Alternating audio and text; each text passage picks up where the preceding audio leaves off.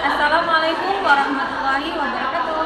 Hai semuanya, saya Khairunisa, perwakilan dari rekan-rekan saya. Di sini kami akan membuat video praktikum mengenai materi pengukuran, khususnya terhadap jangka sorong dan mikrometer skru. Nah, adapun tujuan dari praktikum yang akan kami lakukan, yang pertama adalah menguasai penggunaan alat-alat ukur, terutama khususnya pada jangka sorong dan mikrometer skru. Nah, yang kedua adalah melatih keterampilan pengukuran tingkat ketelitian yang tinggi, dan yang terakhir adalah memahami cara membaca hasil pengukuran.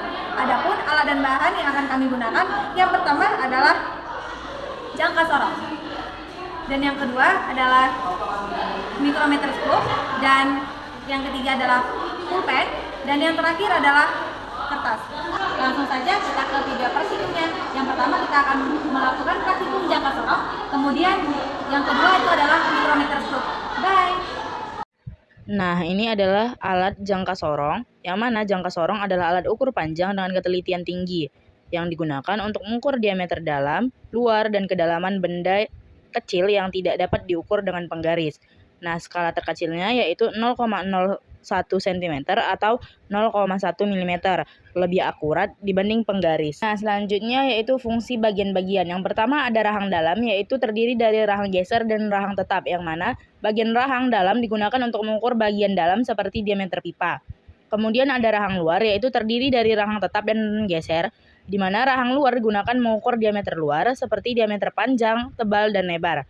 Kemudian ada tangkai ukur kedalaman, yang mana mengukur kedalaman lubang dari suatu benda. Kemudian ada skala utama, yaitu menjelaskan hasil ukuran utama yang dinyatakan dengan satuan cm atau inci. Kemudian ada skala nonius, yaitu ukuran tambahan atau keakuratan dari suatu benda. Umumnya satuannya itu milimeter atau inci. Kemudian ada baut pengunci, yang mana menahan agar rahang akan tetap berada pada tempatnya sehingga pengukuran akan lebih akurat. Yang terakhir yaitu pengubah, yang dimana untuk menggeser skala nonius pada saat proses pengukuran benda. Nah, di video kali ini kita akan mengukur diameter pulpen dengan menggunakan jangka sorong.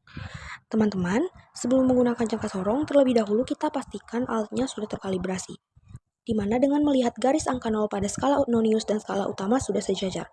Nah, di sini kita bisa melihat bahwa alatnya sudah sesuai dengan persyaratan tadi, berarti alat ini sudah terkalibrasi dan siap untuk digunakan.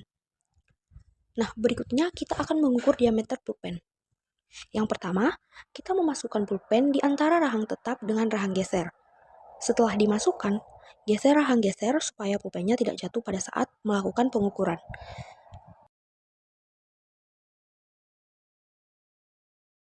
Kemudian, kita kunci pulpen menggunakan pengunci pada jangka sorong. Nah, selanjutnya kita akan menentukan skala utama, skala nonius, dan hasil pengukuran diameter pulpen tersebut. Yang pertama, kita akan menentukan skala utama yang ditunjukkan oleh jangka sorong. Skala utama itu adalah kita melihat angka terakhir sebelum garis 0 pada skala nonius. Nah, di sini kita bisa melihat angka terakhir yang ditunjukkan sebelum garis 0 pada skala nonius adalah 0,7 cm. Berarti skala utama pada hasil pengukuran pulpen ini adalah 0,7 cm. Nah, yang kedua itu adalah menentukan skala nonius dengan melihat garis yang paling sejajar antara skala utama dan skala nonius. Di sini kita bisa lihat garis yang paling sejajar terletak pada angka 2,5 mm. Yang berikutnya, menentukan ketelitian alat ini. Nah, di sini kita bisa melihat di jangka sorong ini sudah tertulis tingkat ketelitian jangka sorong ini adalah 0,05 mm. Nah, setelah mendapatkan data-data tadi, kita memasukkan dalam rumus menentukan hasil pengukuran pada jangka sorong, di mana hasil pengukuran sama dengan skala utama ditambah skala nonius dikali dengan tingkat ketelitian pada jangka sorong, yaitu skala utamanya 0,7 cm, kita ubah ke milimeter menjadi 7 mm. Hasil pengukuran sama dengan skala utama ditambah skala nonius dikali dengan tingkat ketelitian jangka sorong. Di mana dengan memasukkan skala utama tadi 0,7 cm, kita ubah ke milimeter menjadi 7,7 mm ditambah skala nonius 2,5 dikali dengan 0,05 mm. 7 mm ditambah 0,125 mm sama dengan 7,125 mm. Jadi diameter pulpen ini adalah sebesar 7,125 mm. Nah, setelah kita mendapatkan hasil, mendapatkan data-data skala utama, skala Nonius, dan hasil pengukuran, kita masukkan data-data ini ke tabel hasil pengamatan. Di dalam pengukuran, kita menggunakan mikrometer sekrup.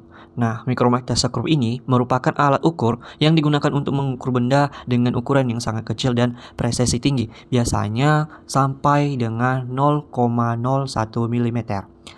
Nah, alat ini sering digunakan di bengkel, laboratorium, dan industri untuk mengukur ketebalan, diameter, ataupun panjang benda yang kecil. Dan sekarang ada pun bagian-bagian dari mikrometer sekrup serta fungsinya. Yang pertama ada bagian rahang tetap atau anvil. Nah, bagian ini bagian yang tidak bergerak dan menjadi tempat tumpuan benda yang akan diukur. Lanjut pada bagian yang kedua, yaitu ada rahang geser atau spindle, merupakan bagian yang bisa digunakan maju dan mundur untuk menjepit benda yang akan diukur. Itulah yang disebut dengan rahang geser. Lanjut pada yang ketiga ada skala utama atau sliver gauge, yang merupakan angka yang ada di bagian batang utama mikrometer sekrup yang digunakan untuk membaca ukuran dalam satuan milimeter. Inilah yang disebut dengan skala utama, bagian batangnya itu.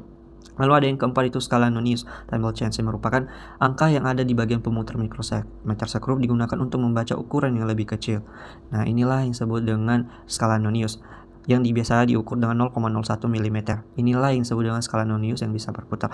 Lalu ada selongsong pemutar atau thimble, yaitu bagian yang digunakan untuk diputar dalam menggerakkan rahang geser atau spindle sehingga benda bisa dijepit ataupun diukur.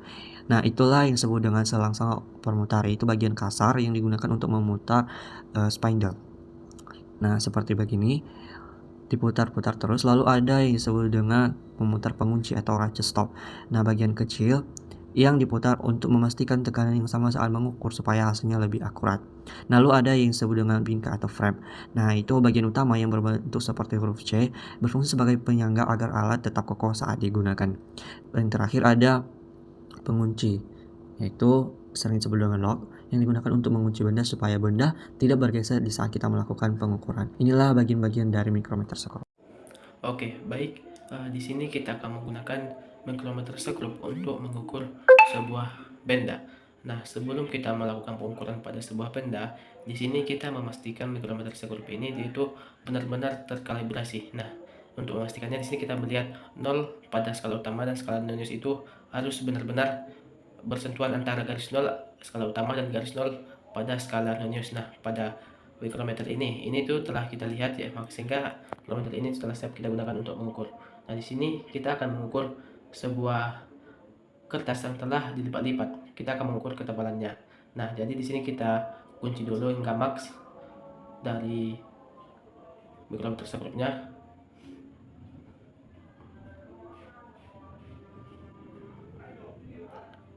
Nah, kemudian di sini telah max. Nah, setelah max seperti ini, kita menguncinya agar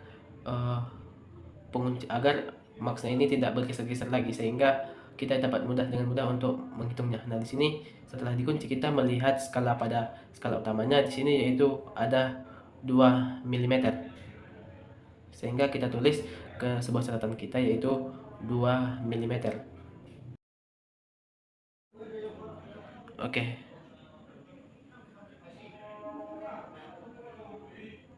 Nah, selanjutnya di sini kita melihat skala pada skala Noniusnya yaitu berada pada 40 mm. Nah, di sini kita tulis 40 mm. Oke, jadi setelah kita mengetahui skala utama dan skala Noniusnya, di sini kita bisa langsung mencari hasil akhirnya, di mana seperti yang kita ketahui untuk SU atau skala utamanya itu ada 2 mm. Kemudian untuk SN-nya yaitu ada 40 mm dikali 0,01 mm, di mana 0,01 mm ini itu adalah tingkatan ketelitian dari mikrometer sekrup ini.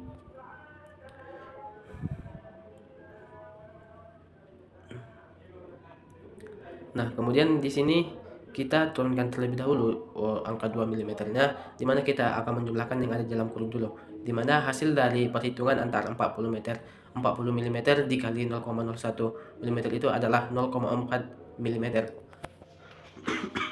Kemudian hasil dari 2 mm ditambah 0,4 mm itu adalah 2,4 mm.